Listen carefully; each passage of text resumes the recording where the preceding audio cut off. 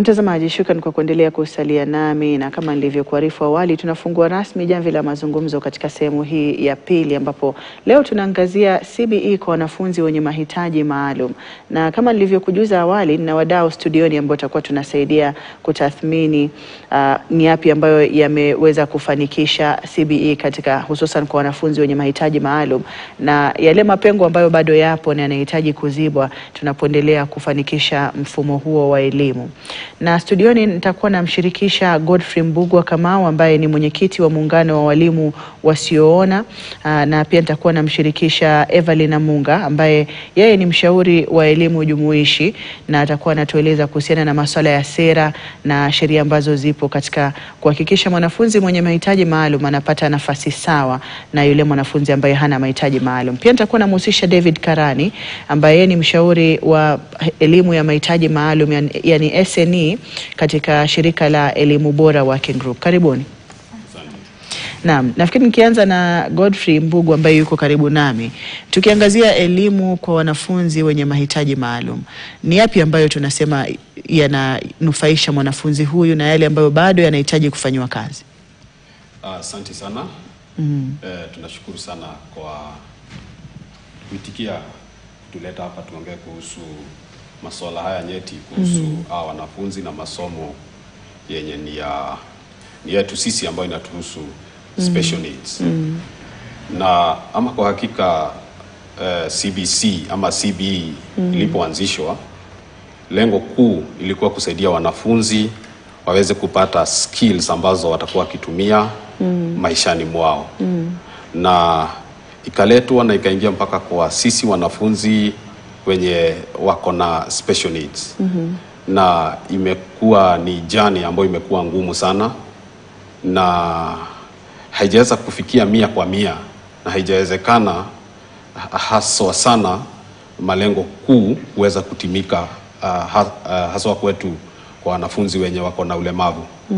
Na kazi kubwa inafaa iendelee kufanywa, mambo mingi yanafaa kufanywa ndio hao watoto wote, kwa sababu tunapoongea kuhusu mtoto ambaye ako na ulemavu, kuna ulemavu wa kila aina mingi, na si vyema kuweka wanafunzi wote kwa pamoja. Tunaongea kuhusu ulemavu wote kwa kujumuisha wote pamoja, kwa sababu kuna penye wanaweza sema pako sawa kidogo kuliko kwingine kwenye wanaweza sema hakujakuwa kwema hata kidogo. Hivyo kuna mengi ambayo yako mbele na mzito sana yanafaa ifanywe. Kubwa ni kukue na mazungumzo yenye kila mtu ataelewa na ajue ya kwamba si rahisi hizi vitu zitendeke, lakini kukua na ile goodwill itaweza kufanyika. Lakini for now bado kazi ni mingi.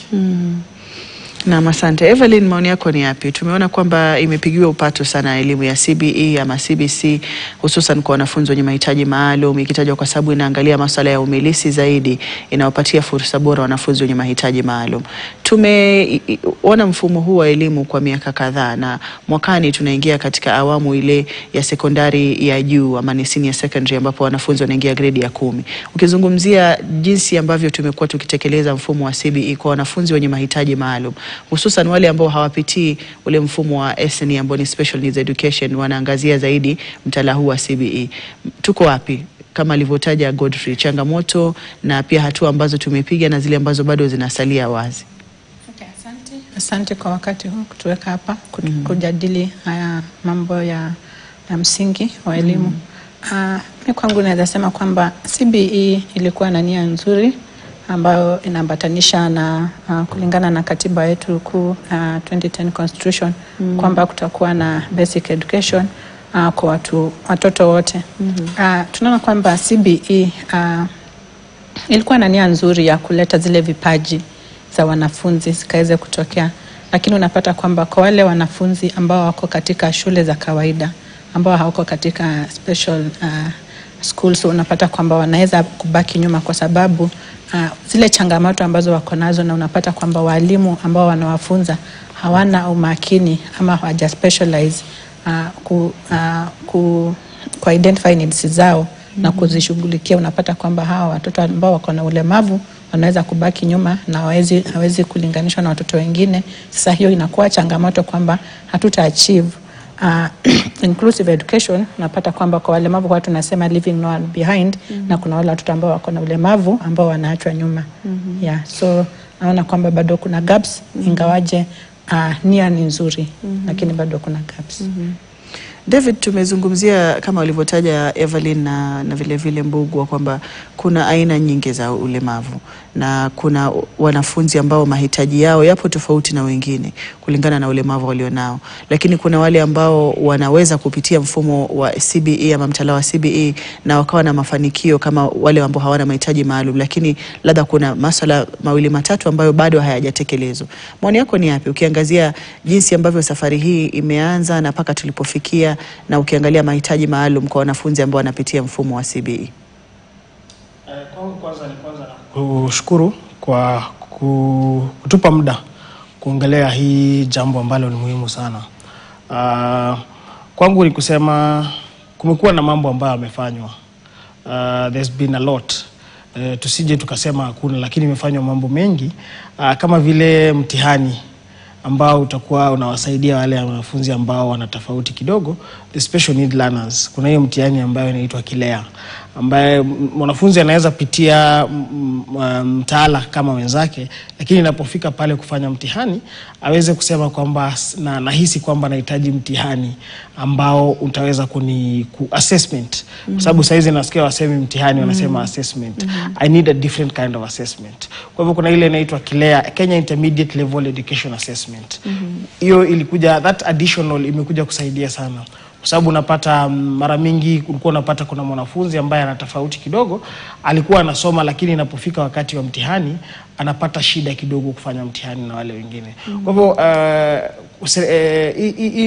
hii mtihani inaweza kumsaidia yule mwanafunzi ambaye atakuwa amesoma na wenzake, lakini inapofika wakati wa mtihani anahisi kwamba siko tayari kufanya mtihani kulingana na wale wengine. So anaweza pewa nafasi, kama kuna ule mwingine anaweza pewa nafasi zaidi. Anapofanya mtihani akiwa amejulikana kwamba ana mahitaji maalum, anaweza ongezewa muda kidogo. Kwa hivyo naona imekuwa flexible kidogo kwa yule mwanafunzi ambaye ana ulemavu kuweza kupata a playing level ground na wenzake.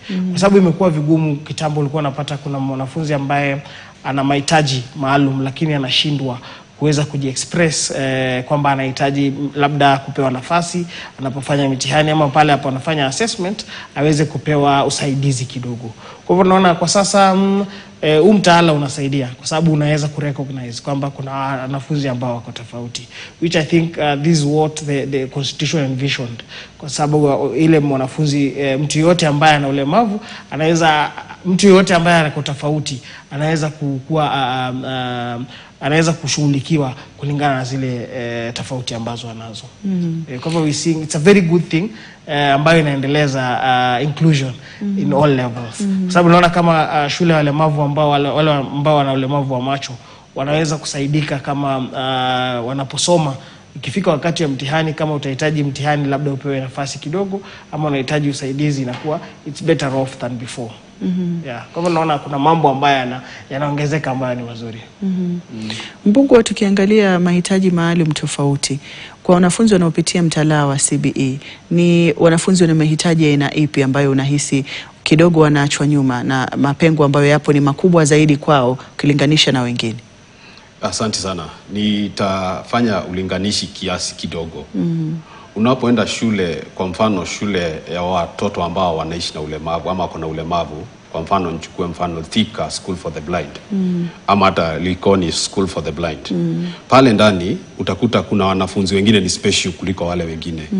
Utakuta ulemavu unaweza kuwa wewe hauna uwezo wa kuona, kama mimi mwalimu kama mimi sioni, lakini pale tulipokuwa tunasoma, hata sasa wenye wanasoma, kuna wanafunzi wengine hapo ndani wako bado na disability zingine zaidi ya kutoona, lakini pia hawaoni.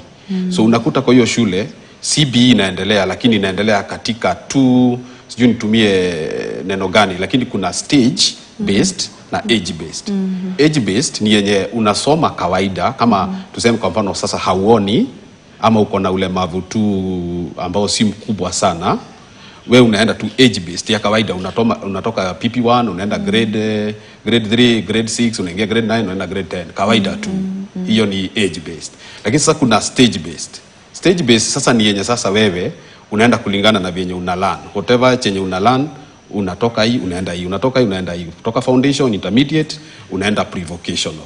Sasa utakuta katika hao wote wawili wanafunzi changamoto ziko kwa wote, kwa sababu kwa mfano mtu kama shule ukienda kutembelea, mimi ni chairman ya walimu wenye hawaoni na wengi wetu wanasomesha hizi shule. Wanapoongea utasikia wanasema kwa mfano grade ya 8 na grade ya 9 hawajai kuwa na vitabu za textbook kutoka CBE anze. Hawajai kuwa nayo. Mwanafunzi mwenye ako grade 9 sasa mwenye anataka kwenda grade 10 hajai kuwa na textbook. Maishani mwake yote hajui textbook ya nini, ya Braille. Hawajai kuwa nayo. Wale ambao wako grade 4, grade 5, 6 wako nazo, lakini CBE imekuwa ikibadilishwa, imekuwa ikichange vitabu. Sasa kuna vitabu zinaitwa rationalized. Hizi rationalized vitabu haziyuko katika hizi shule zenye ni za wanafunzi wenye ni VI ama visual impaired. The same ina happen hata kwa watoto ambao wako na disability ya kusikia.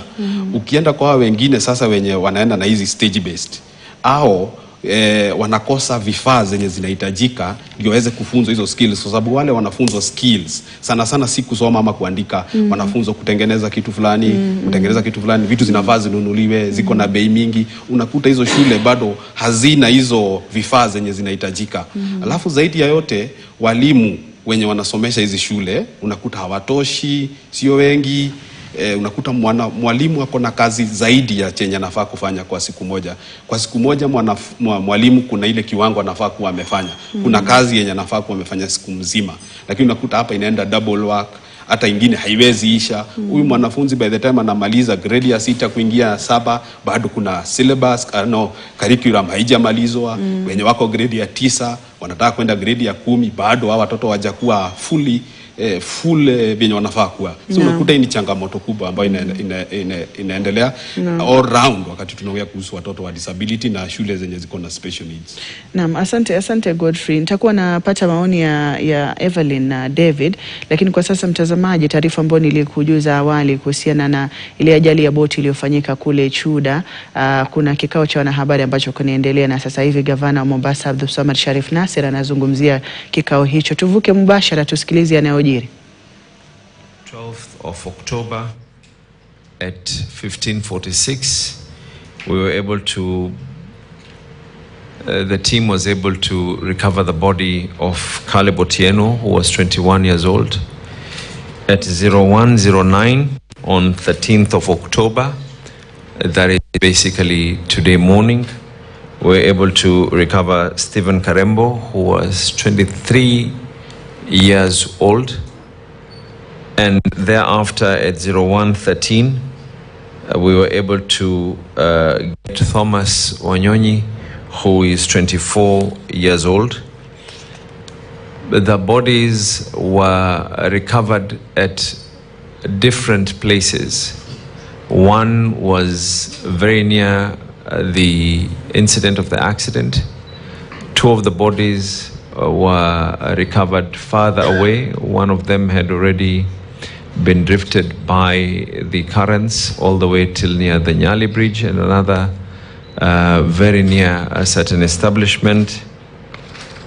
The bodies have been identified, and currently they're at the mortuary at the Coast General Hospital.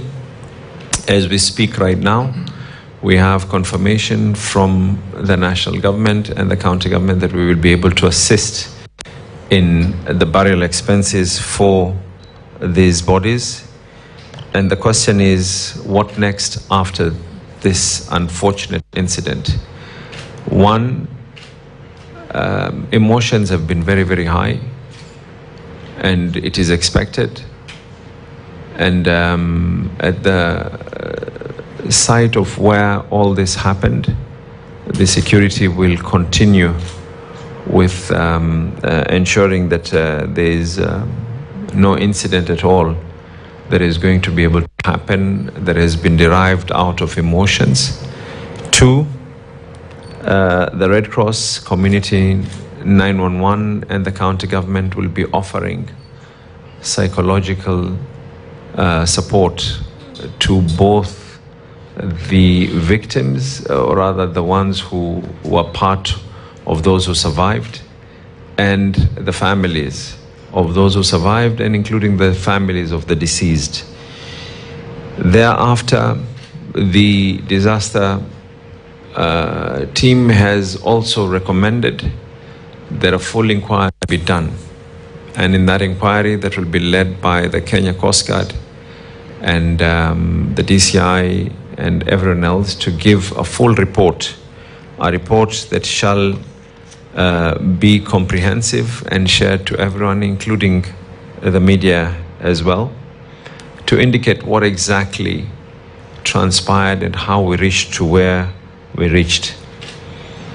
For avoidance of doubt, and we will be sending communications to all hotels, to all establishments that are within the seashore, that in future anyone who wishes to do an event of this magnitude shall need to be able to get clearance from both the county security team and shall need to be able to get clearance from the county disaster management team as well. And thereafter, at any given time, the county disaster team, when such an event is going to be done, after having been given that notification, the disaster teams shall be at the scene when all this is happening. And that will include as well the enforcement team, which ideally the Kenya Maritime Authority is a regulator, and they regulate on whether the boats and the vessels are fit to be used in the ocean. We've got the Kenya Coast Guards now who are meant to implement and enforce those particular regulations.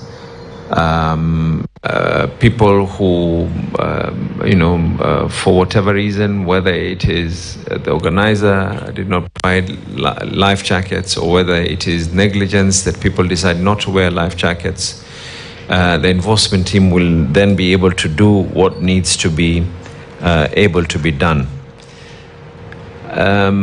As the county government of Mombasa, we have been able, of course, to work closely, provide the financial, logistic support for all these operations.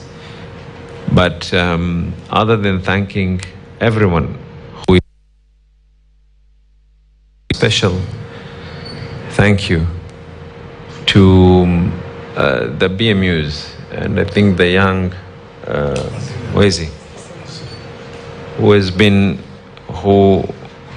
were amongst the ones who actually got the bodies out.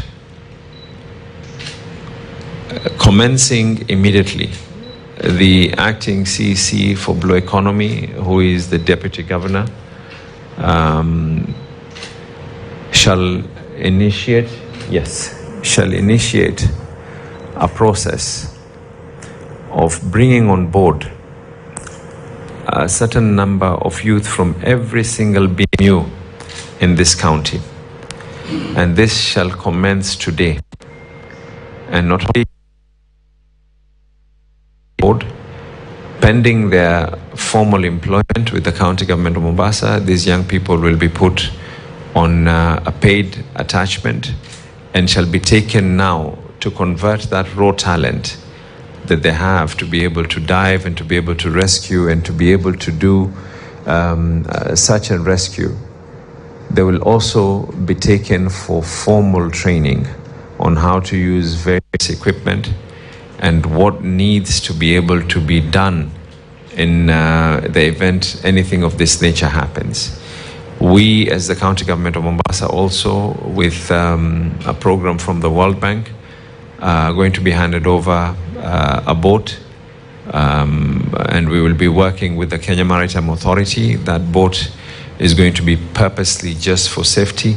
Meanwhile, we're looking at our vote lines to be able to buy extra boats, and those extra boats as well will be used permanently. This will be a unit within the Inspectorate, that will be a Marine Inspectorate unit to ensure that we can be able to save lives of our young people. So the Deputy Governor is going to immediately commence. Na mtazamaji, ni kikao cha wanahabari ambacho kinaendelea katika kaunti ya Mombasa, na kama ulivyomsikia gavana kaunti hiyo akizungumzia ajali ambayo ilitokea mwishoni mwa juma jana siku ya Ijumaa ya boti ambayo ilihusisha boti moja kuzama ama kupinduka na vijana 22 waliokuwa kwenye boti hilo, 19 wakaokolewa na mili mitatu ikawa bado inatafutwa majini, na kufikia sasa mili yote mitatu imepatikana, mmoja ukiwa umepatikana weekendi na miwili ikiwa imepatikana mapema hii leo. Na baadhi tu mikakati ambayo kama kaunti na serikali ya kaunti pamoja na ile ya kitaifa inaweka kuhakikisha kwamba masuala kama hayo yanapotokea, na pia mashindano ya boti ama michezo ya kwenye maji ambayo itakuwa inafanywa, basi itakuwa inapitia katika asasi husika za kiusalama kuhakikisha sheria zote zimefuatwa za kiusalama na kuwalinda wale wanaoshirikishwa katika michezo kama hiyo. Na mtazamaji, taarifa hiyo inanipa fursa ya kutupa jicho madukani. Nitakaporejea nitakuwa naendelea na mazungumzo ambayo yapo studioni kuangazia CBE kwa wanafunzi wenye mahitaji maalum, na kusihi usiende mbali.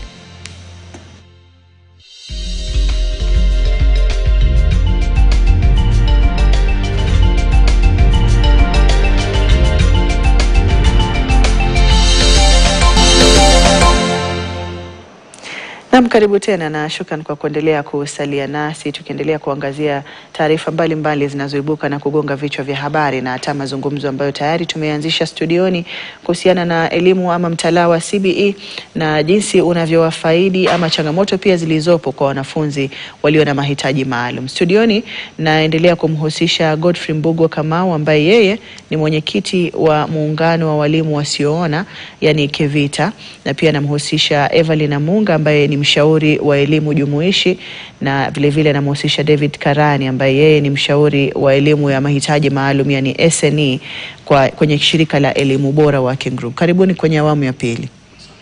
Ilikuwa tumpatie fursa Evelyn na pia vile vile David kuzungumzia baadhi ya masuala yaliyoibua Mbugua kuhusiana na kutopatikana kwa vitabu kwa wanafunzi wenye mahitaji maalum, hususan wanafunzi wasioona labda na pia wasiosikia, na pia kuhakikisha wapo sawa sawa na wenzao katika mtaala, kuangazia masuala ya vitabu ambavyo vimefanywa marekebisho na hata upatikanaji wa vitabu venyewe.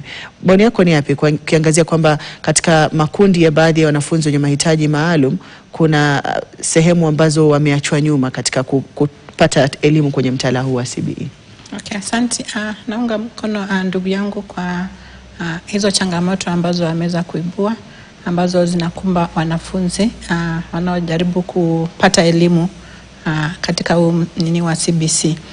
Jambo kuu ni kwamba hakuna vitabu, na tungeomba kwamba hizi vitabu zikaweze kutolewa kwa muda unaofaa, na sio tu vitabu zenyewe zikaweze kuwa ndio zikaweze kufaidi ya watoto. Inafaa ziwe katika lile large print, ziwe accessible, vitabu zenyewe ziwe accessible, ziweze kupatikana kwa wakati mzuri, na bado katika hizo vitabu zikaweze kuwa na mwelekezo ule wa step by step, hizi rahisi, lugha rahisi, ziweze kwamba ziko na mwelekezo, ziko na picha, mtoto anaweza angalia picha akaweza kuelewa nini, picha zikaweze kuhusishwa kuongezea kwa ile maandishi, ndio ile mtoto akaweze kuelewa kwa urahisi. Jambo lingine ni kwamba kuna wale watoto ambao wako na shida ya kusikiza. Unapata kwamba sign language ni language katika Kenya, lakini unapata kwamba katika walimu wakiwa college unapata kwamba sign language is not part of their training. Tunaomba kwamba katika curriculum kuwe na sign language as part of it, ndio kuwe na inclusivity. Hata huyu mwalimu ambaye amesoma sign language akienda shule ambayo si ya specifically for the deaf, na ako shule ingine, akipatana na mwanafunzi ambaye ako na shida ya maybe kujieleza, anaweza tumia sign language kuiweka katika kutumia sign language katika jamii kwa ujumla, na katika shule zingine ambazo si hasa zile za deaf kwa wale watoto ambao hawasikii. Jambo lingine ni kwamba kuwe vitabu zenyewe ziwe up to date. Sisi tunapata kwamba vitabu ambazo zimetolewa ziko kwa ile mnaletewa vitabu ambazo ziko backdated. Inafaa mtumie hizi vitabu zenye ziko up to date venye mwenzangu amesema, lakini zile vitabu ambazo walimu wameletewa ziko back to date, so unapata kwamba hazina manufaa kwa wale walimu na watoto ambao wako shuleni. Yes. Asante. David, tunapoangazia swala la vitabu, nani ambaye anafeli? Kwa sababu tunajua tayari kwamba sasa hivi tuna elimu jumuishi, ni mtaala ambao ulikuwa utaweza kunufaisha wenye mahitaji maalum, wasio na mahitaji maalum. Tunapoona changamoto hizi za kutokuwa na vitabu ambavyo vipo sambamba na yale ambayo yanafunzwa darasani, ama hata mabadiliko ambayo yamefanywa vitabu hivi, ni nani ambaye analegeza kamba katika kufanikisha majukumu yake? Asante kwa hilo swali. Sababu ni swali ambalo katika nchi kwa muda huu kila mwananchi anajiuliza swali. Tulianza mtaala huu bila kujipanga ama kulikuwa na jambo gani? Kwa sababu hivi majuzi tumeona wachapishaji wa vitabu wakisema kwamba kutakuwa na shida kama hawatalipwa fedha zao wanafunzi wanapoenda grade ya 10. Kwa hivyo tunaona serikali iko na utepetevu, na serikali ndio duty bearer kwa haya maneno. Tunaona mara mingi wanafunzi ambao wana ulemavu wanakuwa a second thought. Baada ya kuwashughulikia wale wanafunzi wa kawaida, ndio wanakumbuka hatujawashughulikia wanafunzi ambao wana ulemavu. Kama unaona tayari wale wanafunzi ambao wana ulemavu wa kuona hawajaweza kupata vitabu zile ambazo walikuwa wanahitaji kupata. Hata kama vile serikali inapoendelea kushughulikia wale wanafunzi ambao wa kawaida, inawasahau wale. Kwa hivyo naona children with special needs, they should not be an afterthought. Inafaa wanapopanga mpango ya wale wanafunzi wengine, pia wanawapangia wale ambao wana ulemavu wa kuona, ili waweze kukuwa na a level playing ground na wenzao. Kwa hivyo hii inarudi kwa serikali. Hata sasa tunaona funding ya shule, capitation haijafika shuleni. Na tunajua capitation kwa shule za walemavu ni a lifeline, kwa sababu unapata pale ndani pia kuna yule anaitwa caregiver. Kuna msaidizi ambaye anasaidia shuleni. Msaidizi ambaye anasaidia shuleni ni wa muhimu sana katika shule ya watoto walemavu. Unapata ule msaidizi ndiye anaweza kumpa nafasi mwalimu kufanya kazi yake ya walimu, kwa sababu anachukua ile burden maybe when it comes to maybe nje ya darasa wale wanafunzi wanahitaji maybe ushughulikiwa. Wengine ambao wana mahitaji, wengine wanahitaji hata kubadilishwa. Unapata kuna wengine wanahitaji kubadilishwa hata pampers. Kwa hivyo unapata mwalimu anapokosa yule msaidizi katika shule, inakuwa ni jambo la kumrudisha nyuma sana. Kwa sababu vile kama walivyosema, kuna ile mambo ambayo mwalimu amepanga. When it comes to now their work, they know anafaa kuwa amefunza kwa muda fulani, ama anafaa kuwa amemsaidia mwanafunzi kwa muda fulani kwa siku. Lakini anapokosa msaidizi yule anamsaidia caregiver, inakuwa mwalimu hatafanya ile kazi. Kwa hivyo ile jambo lote linakuwa ni serikali ambayo imeweza kuwa na a bit of negligence when it comes to funding of special needs. Kwa sababu Kenya yetu tuko na a whole department ambaye ni ya serikali ambayo inaitwa Kenya Society for the Blind, ile ambaye inatumika kuweza kuhakikisha kwamba wanafunzi ama mtu yote mlemavu anapata ile braille kwa wakati ambao unafaa. Kwa hivyo tungeomba kuache kuwa na those gaps when it comes to funding of special needs. Isikuje ati ingawa wanapofanya mambo baadaye ndio wanakumbuka tuko na wale ambao hawaja. Kwa hivyo wanapopeana fedha zile za uchapishaji wa vitabu, wakumbuke pia wanafunzi ambao hawaoni wanahitaji pia kuwekwa katika ile hesabu kwa muda, ili tusiwe unaona sasa katika muda sasa tuko 2 years late in terms of now wale wanafunzi ambao wanafaa kuwa wakipata vitabu vyao. Na asante. Kama swala ambalo amelizungumzia David la ufadhili, tumeona mwanzo ufadhili umekuwa na changamoto kwa jumla tu. Hata kufikia sasa muhula unapoelekea kutamatika, shule nyingi hazijapokea ufadhili, kukiwa na sababu nyingi kutoka kwa wizara na serikali kwa jumla kuhusiana na ni kwa nini ufadhili huo haujatolewa kwenye shule zote katika swala lile la kufanya ukaguzi wanalolitaja. Lakini ukiangazia ufadhili unaotolewa, kiwango kinachotolewa kutolewa kwa shule ya msingi kwa mwanafunzi wa shule ya msingi ya umma na wa sekondari. Tunajua kwa wanafunzi wenye ulemavu wa kutoona kwa mfano, labda kiwango hicho ni mara 5 zaidi ya kile ambacho mwingine anapata, kwa ajili ya kutumia vifaa kama braille na hata makaratasi ambayo angechapisha labda ya braille na maandishi yenyewe kwa ajili ya kusoma. Haya yametiliwa maanani katika kuangazia umuhimu wa ufadhili, hususan kwa wanafunzi ambao wana mahitaji maalum wanapopitia mtaala huu wa CBE. Asante sana. Inafaa ieleweke, na sijui nani atafanya watu waelewe zaidi. Hata wewe ukiwa mzazi, uko na watoto wawili, mmoja au watoto wakuwa na ulemavu, huyu mmoja mwenye ako na ulemavu, itabidi you dig deep into your pocket ndio uweze kusaidia huyu mtoto. The same to the country here. Hapa kuna wanafunzi wenye wako na ulemavu. Uwezi kamwe kutoshanisha hawa watoto na chenye unawapatia hawa na hawa. Lazima huyu mwenye ako na ulemavu, kwa sababu kuna mahitaji maalum, pesa zinazohitajika ziweze kuwa mingi, kwa sababu kuna vitu very expensive zenye zinanunuliwa na hizi mashule zenye mwanafunzi anatumia ambazo hazitumiki na mwanafunzi wa kawaida. Kwa mfano braille, karatasi ya braille, it is very expensive kulinganisha na pencil yenye inatumiwa na mwanafunzi wa kawaida. So lazima iwe kuwe into consideration wakati kunafanywa budgeting, na hizi pesa zitolewe kwa wakati. Kwa mfano saa hii kama vile mwenzangu amesema, hizi pesa zinapotolewa zinasaidia not only the child, hata mwenye anamfanyia kazi. Wafanyakazi wengi saa hii wanaofanya kazi kwa shule za walemavu wanalia, hawajalipwa kwa muda mkubwa, hawajalipwa kwa muda mrefu. Wengine wana resign, wengine wanaachana na hiyo kazi. Huyu mtoto anaachiwa tu, mwalimu ndiye caregiver, mwalimu ndiye afunze, mwalimu ndiyo kila kitu. Haiwezekani.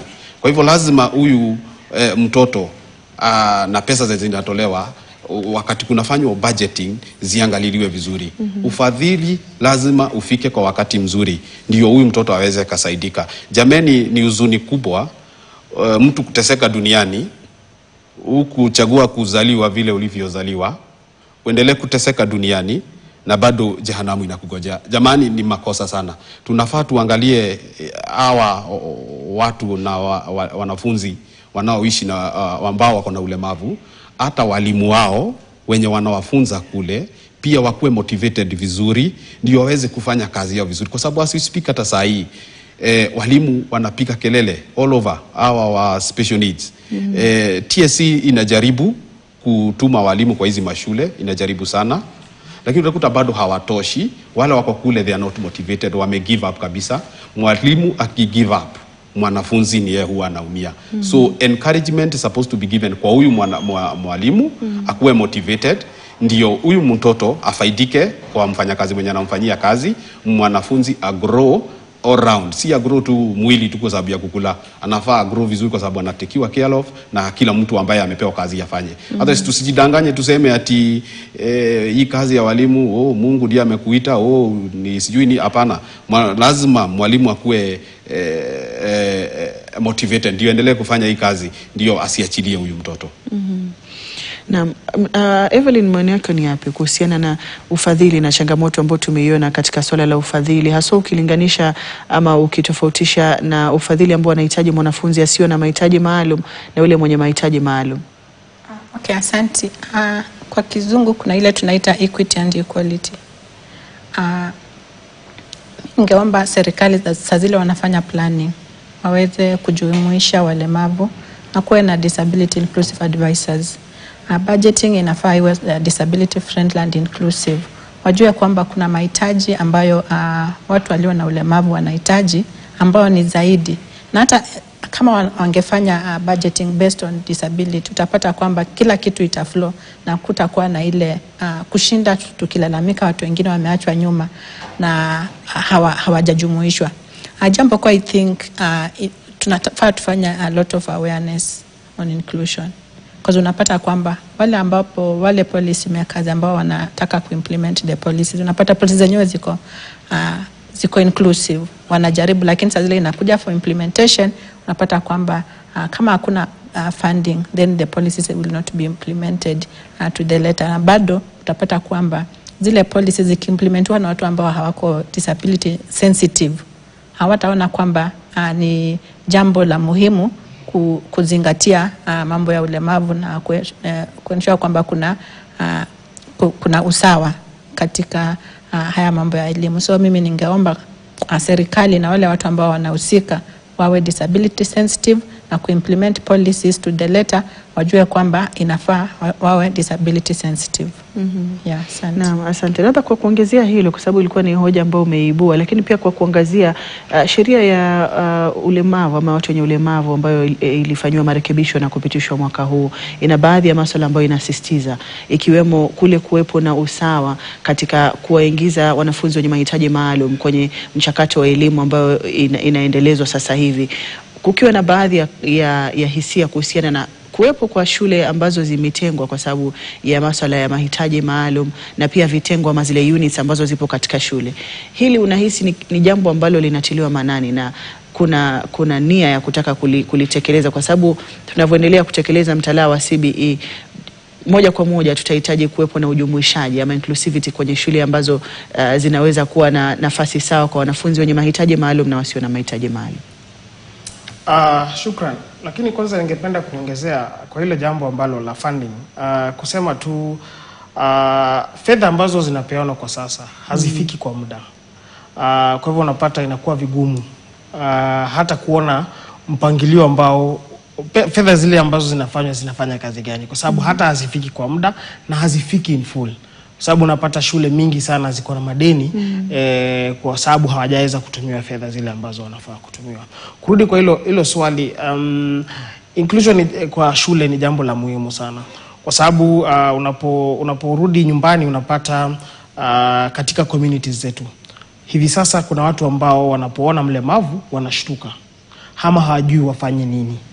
Unapata kunakuwa na hiyo community stigma, kwa sababu unapata wengi kwa miaka iliyopita walemavu waliwekwa katika shule zao kivyao. Hii ilikuwa ni jambo ambalo lilikuwa la kuwasaidia, lakini liliweza kuwaondoa katika jamii. Kwa hivyo wanaporudi katika jamii wanapata bado watu wa jamii hawajai kuwa na interaction na watu walemavu. Kwa hivyo unapata what is being done right now is something very nice, kwa sababu itaweza kusaidia yule mwanafunzi aweze kuelewa kwamba people with disability are also part of us. Kwa sababu unapata kama shule, unapata shule hata hapa Nairobi nimeona wameweza kufanya kwamba kuna unit ambayo iko katika the main school, lakini iko unit ya watoto ambao wana ulemavu ambao kwa polepole wanaweza kuwa integrated into the regular classes.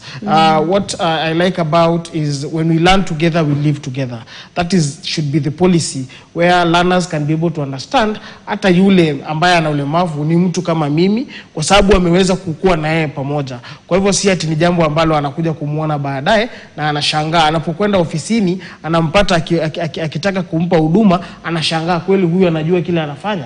Kwa hivyo unapata ni jambo ambalo limekuwa it's a government policy which I think it's good policy ambayo itaweza kusaidia kwa mambo ya stigma, kwa sababu unaona mara mingi watu wanaona hata mlemavu akipewa jukumu, unapata wengine wanashuku kwamba yule anaweza kweli ataweza kufanya ile kazi. Kwa hivyo it's very good when you start integrating them wakiwa wachanga, ili waweze kugrow pamoja, ili kuwe hata pale katika jamii mtoto anapoona mlemavu haoni kama ni kitu cha foreign, anaweza kuelewa kwamba hata shuleni tunaweza kusoma na watu ambao wako tofauti. Kwa hivyo it's something that should be encouraged na ni kitu ambayo inafaa kuendelea ili tuweze kuondoa hizi shule ambazo ni tofauti peke yake, ili iweze kuwa wale wanakaa pamoja katika jamii, ili tuweze kuelewana kwamba these are not foreign people but they are people among in our community.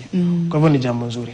Na Mbugua, maoni yako ni yapi? Tukijua kwamba sheria hiyo ilikuwa inasisitiza masuala mengi tu katika elimu, hususan kwa wanafunzi wenye mahitaji maalum ama wenye ulemavu, lakini baadhi ya masuala yaliyozungumziwa ni kujumuisha ama kuunganisha wanafunzi wenye mahitaji maalum kwenye mtaala wa elimu na pamoja ama mazingira ya shule pamoja na wanafunzi ambao hawana mahitaji maalum. Tukiangazia tayari kuna changamoto ambazo zipo ambazo za kimiundo msingi ama infrastructure ambazo zinahitaji kutiliwa maanani.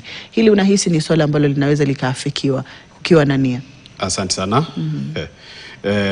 sitaki kudanganya na sitaki kupaka mafuta kwa sababu hiyo ndio shida imekuwa na our country. Kenya is not short of policies and laws. Tuko na mingi sana. Zenye ziko hazifanyi kazi. Hizi special schools zenye ziko saa hii hazina vifaa zenye zinahitajika. Watoto wenye wako huko already hawana vitabu.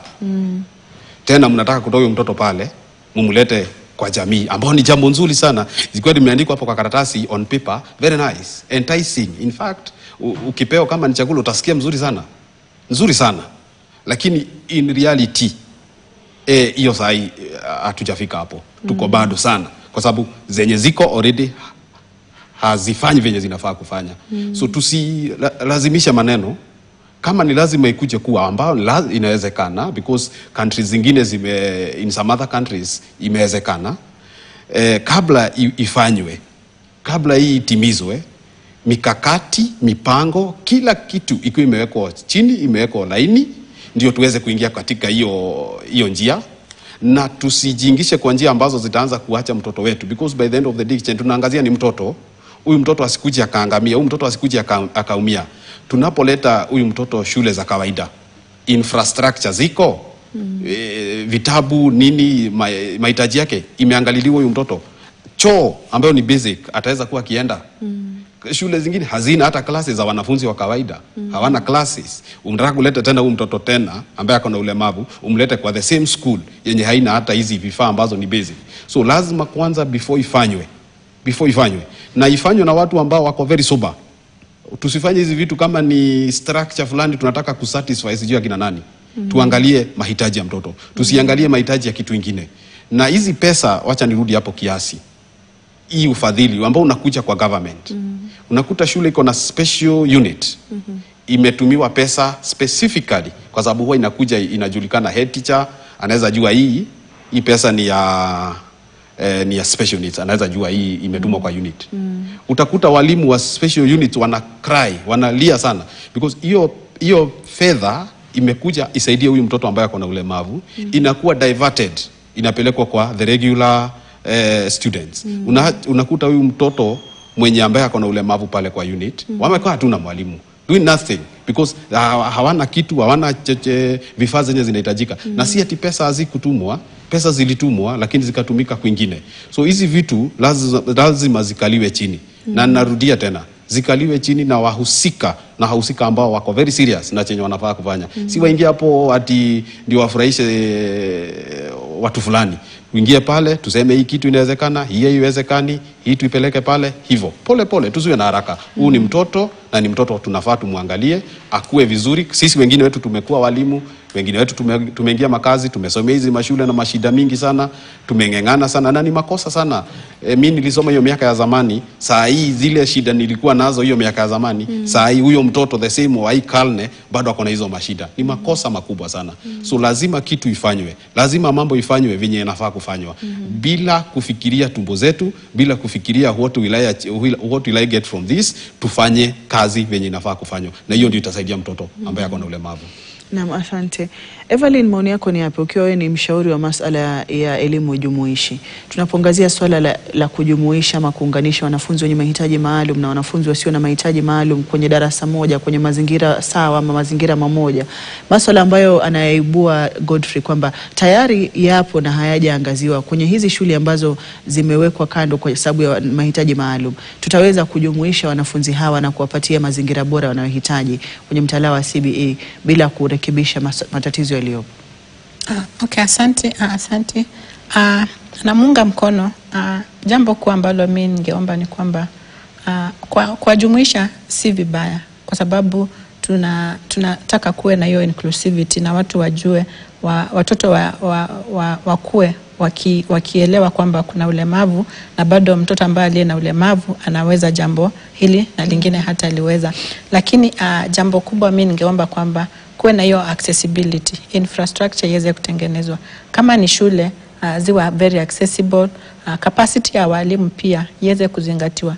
Kwa unapata kwamba kuna walimu wengine hawana ile, wakienda training zao hawakuweza kufundishwa kwa umakini challenges ambazo watoto ambao walio na ulemavu wanapitia. So unapata labda huyu mwalimu labda alifocus more on mambo na kuwa maybe deaf, then analetewa mtoto mwenye ako na intellectual capacity. So unapata kuweza kumanage inakuwa ngumu. So inafaa kuwe na hiyo capacity development ya walimu ya kuweza kuona kwamba wanaweza kujumuisha ama wanaweza kuattend kwa issues za watoto ambao walio na ulemavu.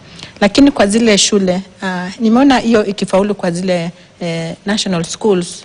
Sijui kama naweza mention one of the schools yenye niliona ikiweza kumention kufaulu.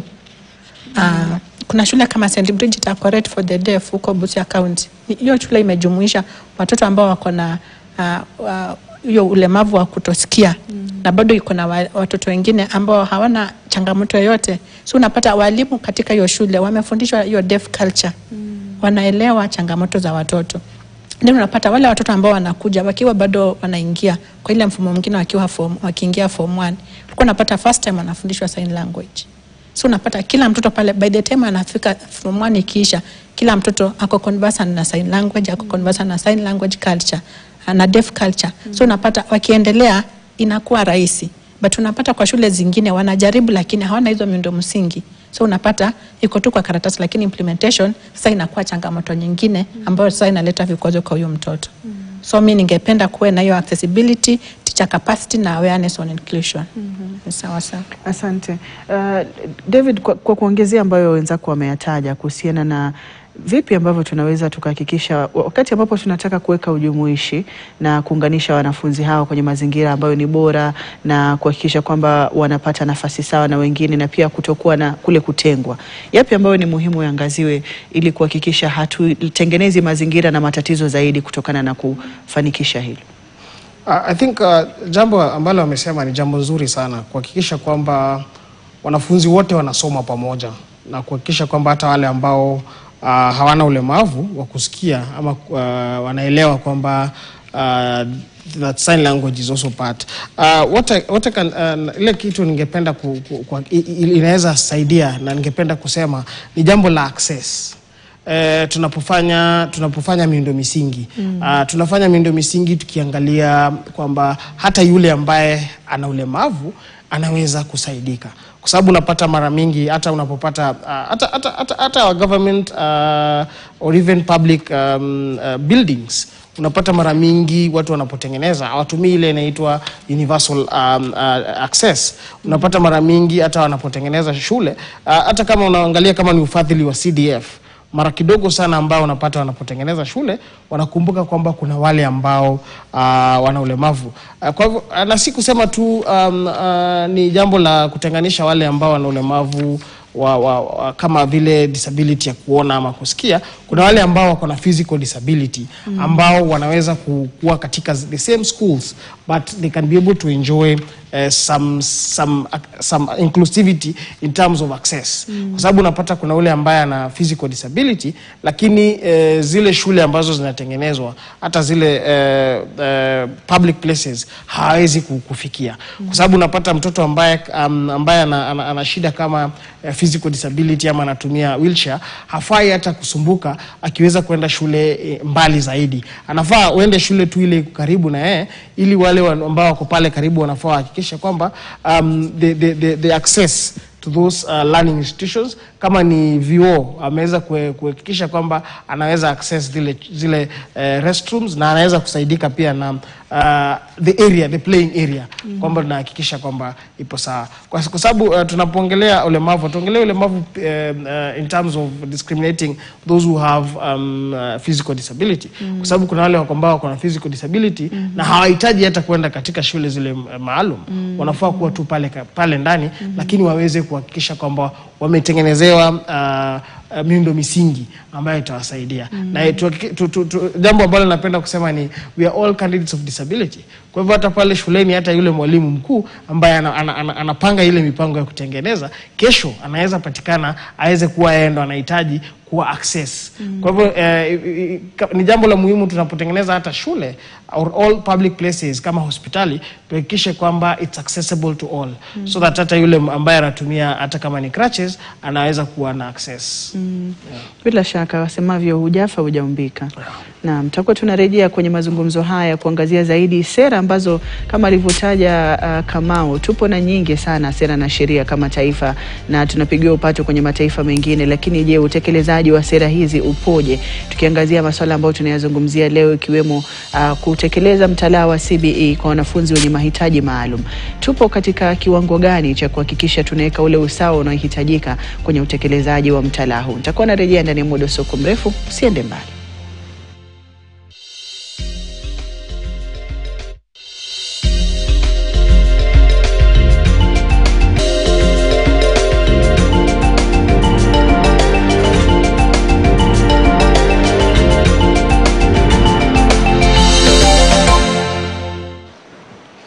Karibu tena mtazamaji, tukiingia awamu ya 3 ama ya 4 ya kipindi cha Yanayojiri, lakini ya 3 kwa mazungumzo, tukiwa tunaangazia masuala ya CBE na mtaala wa CBE hususan unavyotekelezwa kwa wanafunzi wenye mahitaji maalum. Naendelea kumshirikisha Godfrey Mbugua Kamau ambaye ni mwenyekiti wa muungano wa walimu wasioona yani KEVITA, na pia naendelea kumshirikisha Evelyn Amunga akiwa ni mshauri wa elimu jumuishi, na vile vile David Karani ambaye ni mshauri wa elimu ya SNE yani elimu ya special needs education ya mahitaji maalum kwenye shirika la elimu bora working group. Karibuni kwenye awamu ya mwisho. Tukiangazia swala la mafunzo, iwe ni mafunzo kwa walimu ambao wanataka kwenda kufundisha wanafunzi wenye mahitaji maalum, iwe ni mafunzo kwa walimu wenye mahitaji maalum ambao watakuwa wanatoa mafunzo kwa wanafunzi wenye mahitaji maalum, na pia walimu ambao wameshahitimu tayari lakini wanafanywa mafunzo ya kama yale wanaita kwa lugha ya kimombo retooling, ambapo mtaala wa CBC kila mara kwa mara huwa na mafunzo hayo kuhakikisha walimu wanaweka sawa katika masuala ambayo yanakuja kwenye mtaala. Yapi ambayo tunafeli katika masuala ya mafunzo, tukiangazia kwamba kuna mahitaji maalum tofauti kwenye kila mwanafunzi kulingana na ulemavu alionao? Tukianza na Godfrey. Asante sana. Association yetu KEVITA inajumuisha walimu ambao wako na ulemavu haswa wa kuona, na wengi wao wanafundisha hawa wanafunzi wenye wako na ulemavu. Na ama kwa hakika wamekuwa wakikuwa involved kutengeneza curriculum, for example kuadapt vile kuadapt the sababu braille haina picha, so unaiadapt in a way ule mwanafunzi anaposoma hiyo textbook anajua ni nini unachozungumzia. So walimu wanakuanga involved kutengeneza hiyo. Lakini shida inakujia wakishamaliza the adaption and all that, kazi hiyo inaishia hapo. So inapelekewa KICD. KICD ndio huwa amewajukumu kufanya hiyo adaptation, mambo ya curriculum. Kutoka hapo sasa ni government through the ministry i-publish hizo vitabu. Hapo ndio shida inaingilia. Walimu wenye wanafunza hawa watoto, ama kwa hakika walimu wengi they are well trained, wamepitia shule na wakakuwa trained na special needs education. For example, uweze somesha shule ambayo iko na wanafunzi special, uweze somesha kwa haswa saa hizi. Miaka ya zamani palikuwa na gap kidogo, lakini saa hizi hata TSC haiwezi kukutuma kwa shule ambayo iko na wanafunzi walemavu kama hujafanya kosi yote ya ulemavu. Lakini chenye tunataka tu insist sana ni kama wewe speciality yako ni HI, au wanafunzi wenye hawana uwezo wa kusikia, utumwe pale kwa wanafunzi. Kama wewe ni VI, specialize na wanafunzi wenye hawawezi ona, utumwe pale shule za wanafunzi. Hivyo na tukifanya hivyo, huyu mwanafunzi atakuwa amefaidika sana. Alafu huyu mwalimu ambaye anafunza hawa watoto, na sisitiza, mwalimu ambaye anafunza hawa watoto wenye wako na ulemavu, hata yeye anafaa angaliliwe vyema, mahitaji yake angaliliwe vizuri, kwa sababu asipoangaliliwa vizuri mwenye anaumia ni mtoto. Kwa mfano, sisi walimu ambao tuko na ulemavu wa kuona, government imefanya jambo nzuri sana, imetupatia kitu tunaitanga guide allowance. Kwa mfano, siwezi ingia class kusomesha bila ambaye mtu ananisaidia kunisomea, kunisaidia hapa na pale. Tunapewa allowance yenye inasaidia sisi kwa hii maneno. Ningeomba sana hii allowance iache kufanywa kama ni privilege. Iache kufanywa ni kama unapewa iwekwe ni kitu permanent ambacho ukipewa hakuna siku kitachukuliwa tena kutoka kwako, hakuna siku utanyaganywa. Kwa sababu inabidingi baada ya miaka 3 walimu wote wanafunza watoto special needs na wako na ulemavu wanafika hapa Nairobi kwenda kutafuta reinstatement ya hiyo guide allowance. Hiyo ni jambo moja ambao ni mbaya sana, kwa sababu unaona huyu mwalimu anafaa kuwa class akisaidia hawa watoto, lakini yeye ametoka all the way kutoka Mombasa, kutoka Northeastern kuja Nairobi kufuatilia allowance yake iweze kurudishwa. Unaweza ona kama ni mwalimu anaumia, ndio mwalimu ataumia, lakini picha kubwa ni mwenye anaumia kabisa ni huyu mwanafunzi, kwa sababu ameachwa labda bila mtu mwenye anamwangalia. Vitu kama hizo ambazo ni ndogo to deal kwanza na the basic, vitu kidogo ambazo zina affect mwanafunzi na zina affect mwalimu. Tukisha angazia hizo ndogo ambazo ni mingi, ndio sasa tukuje kwa hizi ambazo ni kubwa mlima, the big ones zenye ziko kwa hiyo sekta ya disabilities. Otherwise training iko inafanywa vizuri, walimu wamefanywa training vizuri, na walimu ni wengi wenye wamefanya training, hata wengine wanafunza regular schools. Nashukuru sana TSC imekuwa ina deploy walimu wengi sana kutoka shule za regular wenye wameitisha kuhamishwa, wamekuwa kihamishwa, wamekuwa kipelekwa, lakini wapelekwe na wakuwe placed kwa zile shule ambazo mtu amespecialize na chenye amesomea. Nashukuru. Naam. Evelyn, maoni yako ni yapi kuhusiana na mafunzo ambayo walimu wanapewa, iwe ni yale ya kila mara tu ya retooling ama mafunzo ambayo wanafanyiwa wakiwa wako kwenye vyuo katika kuja kuweza kuwafundisha wanafunzi wenye mahitaji maalum, iwe ni ulemavu aina tofauti, na pia katika kujua kwamba kuna baadhi ya masuala ambayo yanabadilika katika mitaala ya elimu, katika masuala ya teknolojia na masuala ya dijitali. Asante, na muunga ndugu yangu mkono. Mi jambo ningependa kusisitiza ni kwamba hii mafundisho, hii curriculum iweze kuwa tuwe na monitoring and evaluation, kuna kwamba hii curriculum inafaa venye tuko sahi. Unaona kama sahi kuna advancement kwa technology. Unaweza pata kwamba badala ya kutumia braille kuna zile assistive technology ambazo zinaweza kutumika. So unapata kwamba walimu wakaweza kukikuwa na hiyo research ikaweza kufanywa, and then tukaweza kujua ni nini inabadilika, then curriculum inaweza kuwa improved.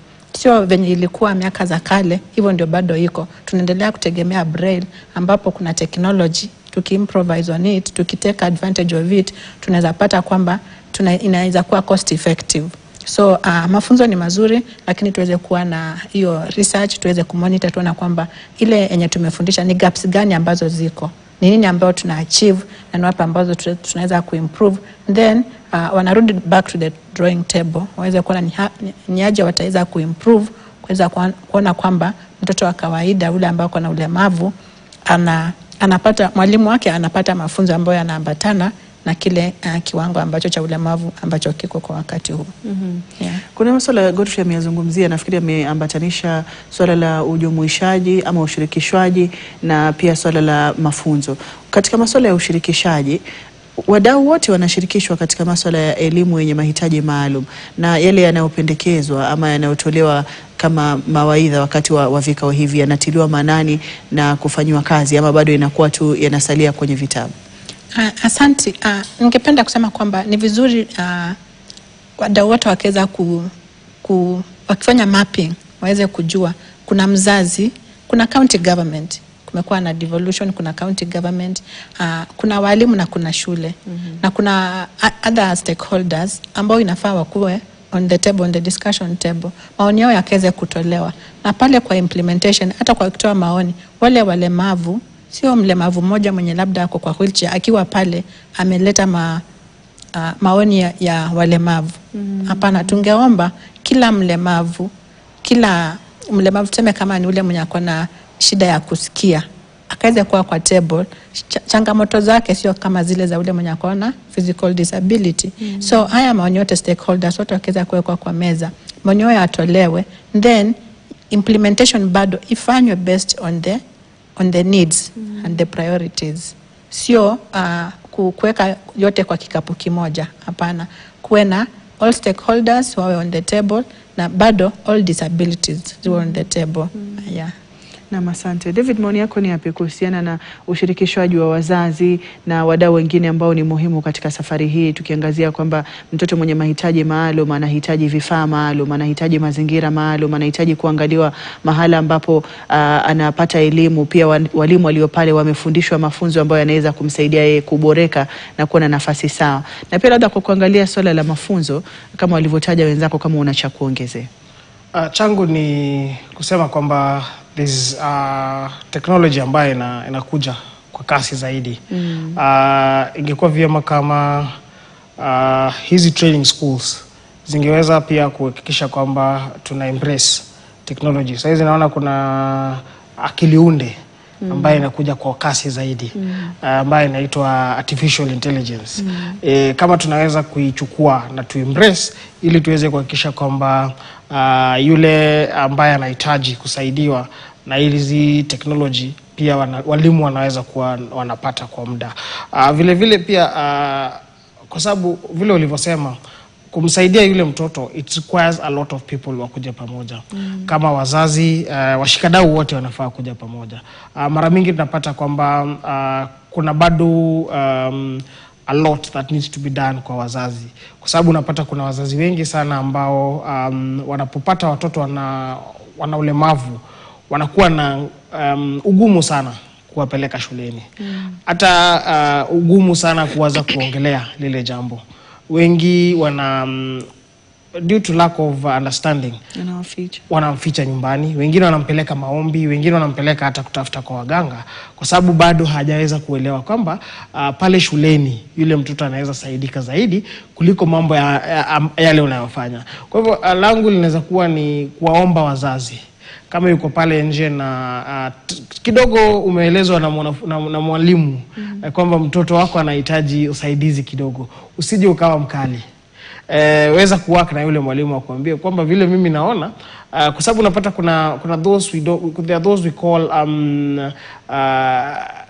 disabilities that are not visible. Kama jambo kama autism, ushonzi. Unapata mtoto ambaye akona autism, you cannot say that child has a disability, you cannot see it. It's a neurological development disorder ambayo ukimwangalia na watoto wengine yuko sawa. Lakini anapokwenda pale shuleni, mwalimu anaweza kuangalia aseme kwamba huyu mtoto anahitaji usaidizi zaidi. Kwa hivyo unapata wengi zaidi wazazi wanakuwa na ukali ama wanakuwa na uhasama wanapoambiwa kwamba yule mtoto anahitaji usaidizi. Kwa hivyo langu ni kuomba wazazi waweze kuembrace kwamba zile shule ambazo ama wale walimu ambao wanaambiwa wanaweza wasaidia watoto wao, waweze kwenda pale na waweze kuwork pamoja ili kuangalia kwamba there is early detection. Kwa sababu unapata ile jambo linasaidia mwanafunzi ambaye ana ulemavu zaidi ni kujua hali yake mapema. Hapa ndipo kama mwanadada alivyosema hapa, involvement ya county governments. Kwa sababu unapata mara mingi the first encounter, kama mimi kama mzazi ambaye pia nina mtoto ambaye ako tofauti, the first encounter ya kujua kwamba mtoto wangu yuko tofauti ilikuwa pale shuleni. Pale tulipompeleka shule ya chekechea, alionekana kwamba yule haizi settle kulingana na wenzake na alikuwa amechelewa pia kuongea. Kwa hivyo mara mingi pale ndipo serikali ya county inakuja, how much are they prepared to be able to handle early childhood development issues. Kwa sababu unapata kama early detection ni jambo ambalo linaweza kusaidia mwanafunzi zaidi, especially wale wanafunzi ambao wana ulemavu ambao unaonekana, wale wanaita intellectual disability. Kwa hivyo ni vizuri kama serikali za county pia zinaweza kuhakikisha kwamba they have those facilities kwa zile za shule za chekechea, na pia wako na wale professionals ambao wanaweza kuidentify na kuweza kuweka mtoto in the right place ili mwalimu yule amesomea aweze kumguide zaidi. Kwa sababu we don't have shortage of teachers, we have very good and very teachers who are ready, wale walimu wamejitolea. Kwa sababu kufunza shule ya ulemavu inakuwa ni jambo la kujitolea, kwa sababu sometimes wanabidi wanafanya mambo ambaye hata mambo ambaye yamepita mzazi, anakuwa mzazi wa pili. Kwa hivyo ni jambo la muhimu kama tunaweza pata the right teachers being placed in the right school, kwa sababu tumeona ni jambo ambalo limekuwa hapo awali. Unapata mwalimu ambaye amesomea kudili na watoto ambao waoni anapelekwa katika shule ya watoto wasikii. Kwa hivyo unapata ni jambo la kutatanisha kidogo, lakini I think vile kama walivyosema ni jambo ambalo laendelea kuhakikisha, ni jambo TSC ambayo inaendelea, it's a work in progress. Kwa hivyo tunaomba tu kama ingekuwa the right teachers are placed in the right school so that they're able to kusaidia yule mwanafunzi kulingana na vile alivyofunzwa. Naam, kwa kutamatisha, kwa sababu ya muda nitawapatia dakika moja kila mmoja kumalizia kuangazia swala la sera. Kama tulivyotaja, hatuna upungufu wa sera nchini, lakini tuna matatizo na utekelezaji. Yapi ambayo yafanywe zaidi katika kuhakikisha tunajiondoa kwenye lawama la kukosa kutekeleza na kuingia katika ule msururu wa utekelezaji ambao unahitajika, ambao unamsaidia yule mtoto mwenye mahitaji maalum akiwa katika mchakato wa kupokea elimu kupitia mtaala wa CBE? Godfrey. Asante sana. Nashukuru sana. Sio mengi yanafaa kufanywa. Ni ambao wamepewa kazi wafanye. Kama wewe umepewa kazi kuhakikisha wanafunzi wenye wako na ulemavu wanasoma ama wanapata vifaa zenye wanafaa kupata, tafadhali fanya kazi yako. Tusikae kwa maofisi, tusikae tuko tu na wewe ndio umepewa responsibility ya kuensure kila kitu inaendelea vizuri kwa mashule, wewe umekaa tu. Alafu pia attitude. Ndio ni ngumu, ndio hatungetaka labda tukue na hii situation ya kuwa na watu walemavu, lakini walemavu lazima tukue hii dunia, hakuna mahali tunaenda, na we are not apologizing for that. Lazima tukue huku. Hata watoto wako na disability wako lazima wakue. Kwa hivyo wenye wako pale wajue hakuna mahali wanaenda, mwezi tufisha sisi wote tuishi. Kwa hivyo lazima watu wajifunze jinsi ya kuishi na sisi, kwa sababu lazima tukue na nyinyi kwa vijiji, kwa mashule lazima tukue kwa shule, lazima tuzaliwe na nyinyi, na hakuna mengi. Hivyo tu ndivyo kuko, na watu waitikie hivyo ndivyo kuko, na they take care, wajaribu kufanyia kazi mlemavu popote tu mtu wako afanyie mlemavu kazi. Nashukuru. Na asante. Evelyn, maoni yako ni yapi ukitamatisha kuhusiana na masuala ya sera, mapengo ambayo yapo katika utekelezaji na kusababisha masuala ambayo tunayazungumzia? Okay, asante. Kenya iko na sera mingi. Kuna hii sign language, special needs education policy framework, bado kuna education act, sasa hizi tumekuwa na disability act ambayo ni mpya, na bado Kenya ni signatory kwa CRDP.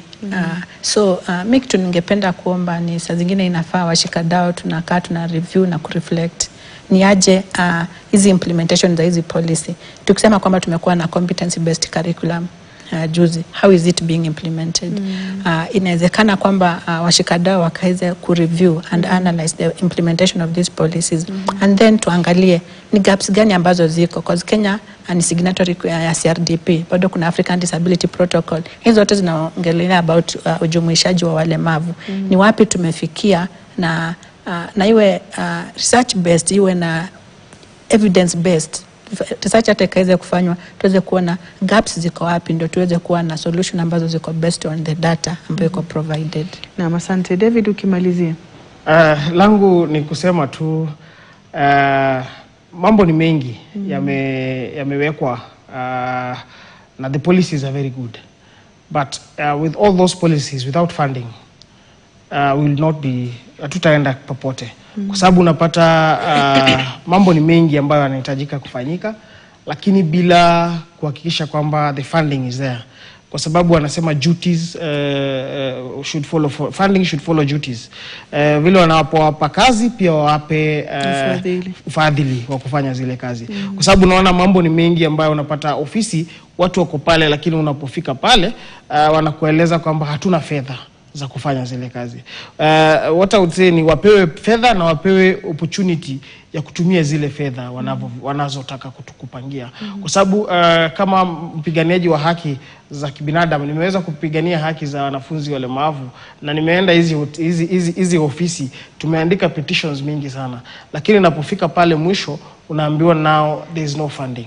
Na unapoelezwa there is no funding, there is nothing else you can do. Kwa hivyo kwangu ni kuhakikisha kwamba ufadhili upo tayari, ufadhili hizi functions za kuhakikisha kwamba watoto walemavu wanapata haki zao. Naam, asante mtazamaji. Hiyo ni sauti ya David Karani ambaye ni mshauri wa masuala ya elimu ya mahitaji maalum, yani SNE, katika shirika la elimu bora. Asante sana kwa kuja na kwa mchango wako. Na pia nimshukuru sana Godfrey Mbugua Kamau ambaye yeye ni mwenyekiti wa muungano wa walimu wasioona, yani KEVITA. Asante sana Godfrey kwa kuja na kwa mchango wako katika mazungumzo haya. Na mwisho nimshukuru Evelyn Amunga ambaye ni mshauri wa elimu jumuishi ambaye pia ametusaidia katika kuelewa zaidi hatua ambazo tumepiga kama nchi kwenye masuala ya sera na ya zaidi ambayo yanaweza kufanywa kuelewa na kufanikisha elimu ya CBE kwa mwanafunzi mwenye mahitaji maalum. Asante sana Evelyn. Na mtazamaji, kufikia hapo nafika mwisho mwa taarifa za yanayojiri na pia mazungumzo haya kwa jumla. Nikushukuru wewe mtazamaji kwa kusalia nami kuanzia mwanzo hadi tamati. Nitakuwa na wapa wenzangu wa lugha ya Kimombo uskani kuendeleza mazungumzo haya na vile vile pia matangazo kwa jumla kwa lugha ya Kimombo kwenye taarifa za News Desk. Nimekuwa wako Hadia Mwasiwa, hadi wakati mwingine inshallah. Kwaheri.